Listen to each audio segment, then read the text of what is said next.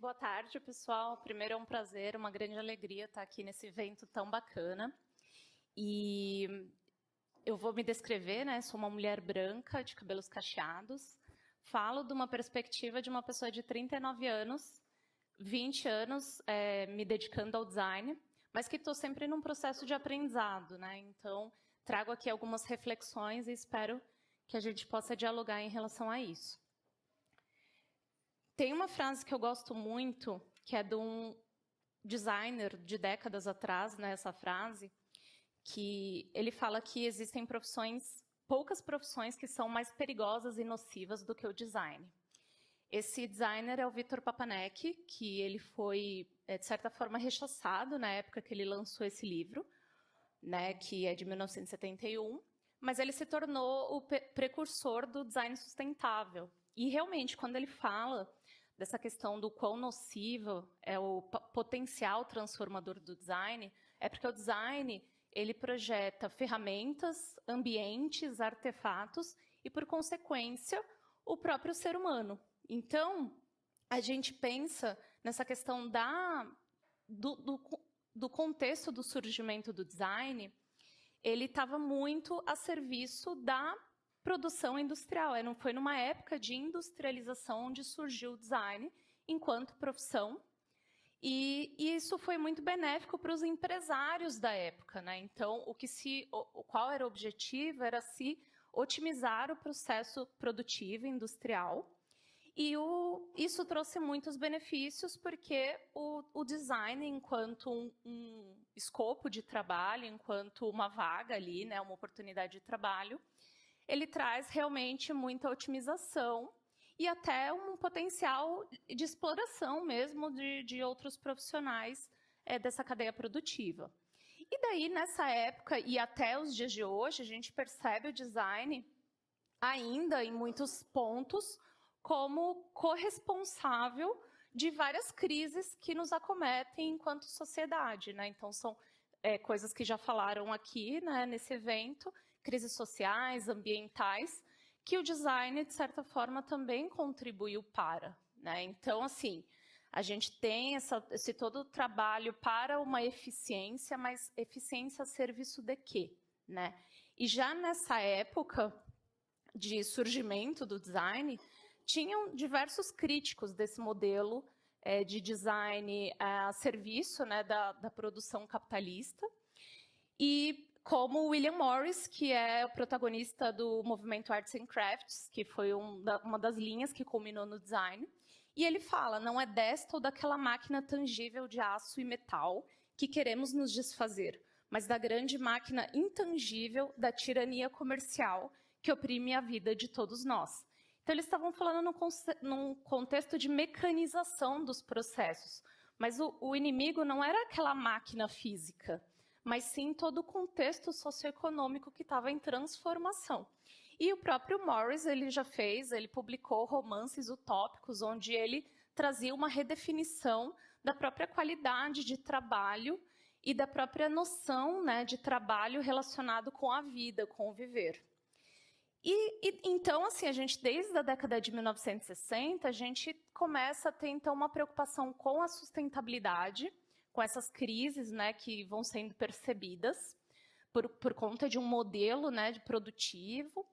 E a gente tem, então, o Victor Papanek, né, como precursor do design sustentável, mas em meados de 1990, então, a gente tem o surgimento do design estratégico, que tem figuras como Ezio Manzini, Ana Meroni e outros, né, que eles propõem, então, que os designers pensem de forma mais sistêmica, ou seja, deixe de pensar somente no processo de produto, para que o produto seja mais eficiente, né, para pensar em todo o contexto, ou seja, para para minimizar as crises ou contornar as crises, a gente precisa ter uma ruptura com os sistemas vigentes, né, sejam econômicos, industriais, empresariais, para acabar com esse crescimento quantitativo a qualquer custo. Então, eles propõem que que o design não olhe somente para produto, mas que olhe para o contexto, né? E aí tem a fala de outros palestrantes, como a Thaís, o próprio Gabriel, né? O Mabuse também fala muito sobre isso. A gente está projetando cultura, de certa forma, né? Configuração e redesign de sistemas de valor. Nessa mesma época, a gente tem o surgimento do design regenerativo, que só agora está vindo mais a público, né? Com a fundadora, por exemplo, a Pamela Meng e outros, né? Que eles trazem uma proposta muito interessante, que é assim, antes da gente adotar diferentes metodologias, é primeiro a gente perceber qual é a forma de pensar que está nos fazendo tomar decisões. Ou seja, qual é a minha visão de mundo, quais são as minhas referências ontológicas, epistemológicas, né? Como eu penso, quais são os meus valores. E daí eles começaram a perceber que não, a gente tem que trazer isso para dentro da discussão do design.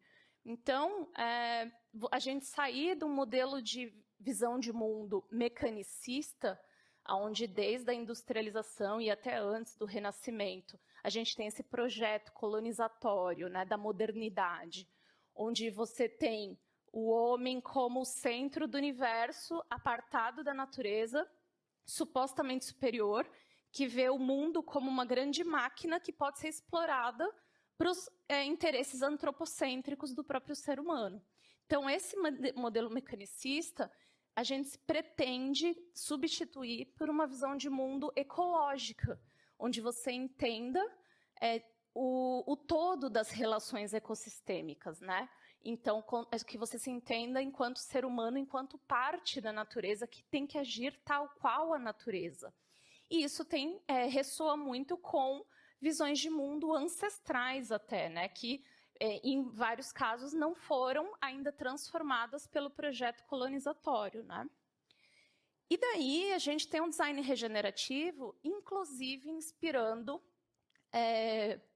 propostas contemporâneas econômicas, porque o designer, ele pode querer mudar muito as coisas, né? Vou criar um serviço para salvar o mundo, mas ele está no contexto socioeconômico.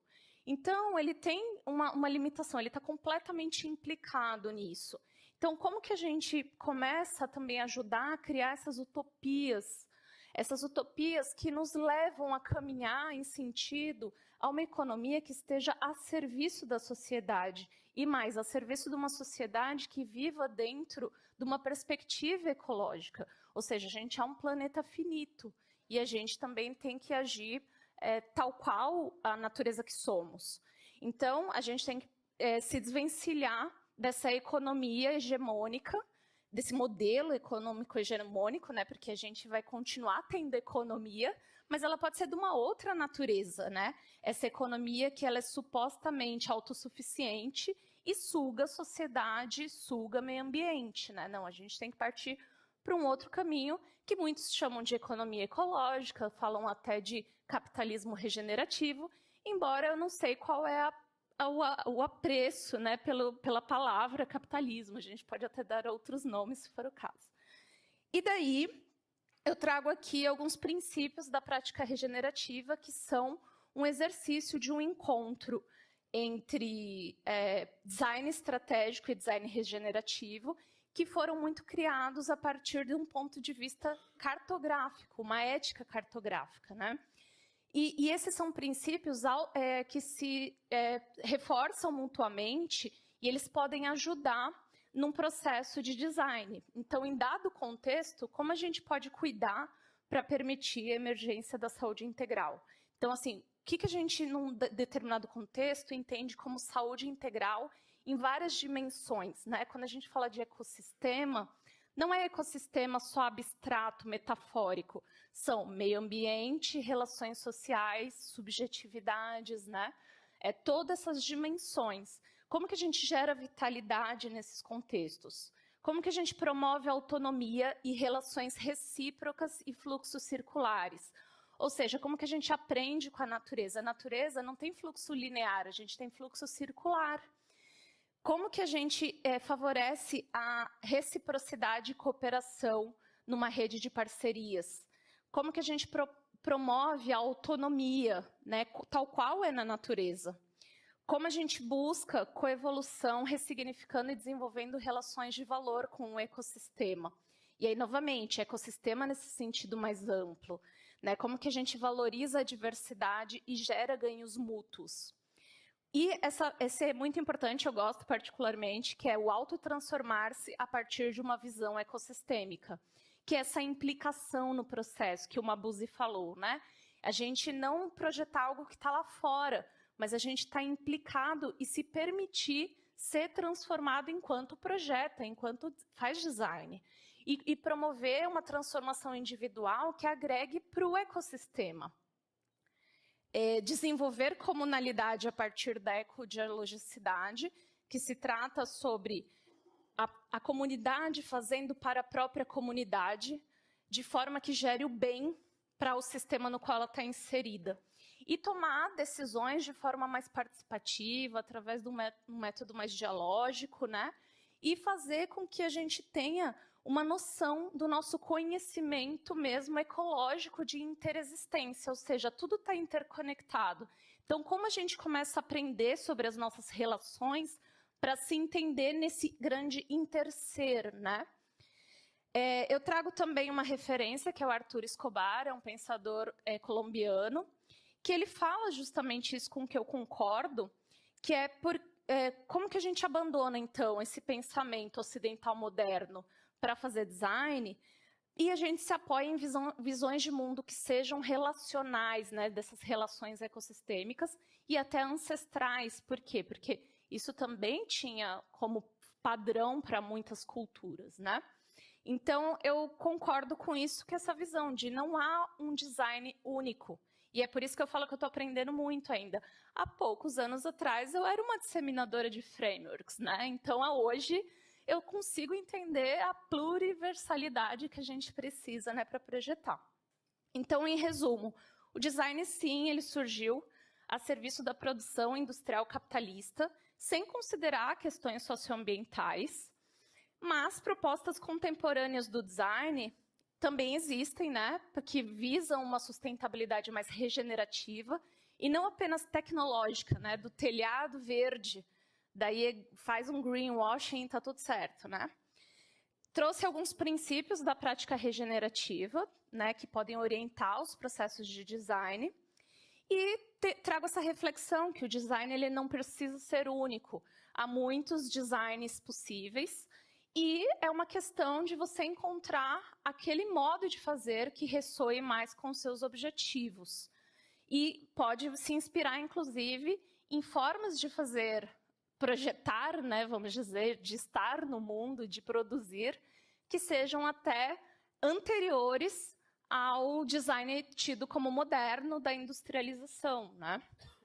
Trago aqui o endereço do Simpósio de Design Sustentável, que vai acontecer esse ano, a 9ª edição. Alguns artigos que eu escrevi provavelmente serão publicados junto com outros nessa data, na página. E a gente vai fazer uma mesa redonda sobre futuros regenerativos, com outros professores e pesquisadores do Lab e parceiros. E, por fim, quero deixar, então, essa minha reflexão, que é, assim, meu desejo, né, minha utopia particular, que me faz caminhar, de como o design deve deixar de ser apenas um operador das lógicas industriais e capitalistas para apoiar um processo de transição social que está comprometida com a regeneração e a criação de condições para a saúde ecossistêmica. Então, essa é a minha vontade, e cada vez mais a gente tem que buscar, né, fazer essa conciliação com o nosso dia a dia, com a nossa prática de design. Muito obrigada.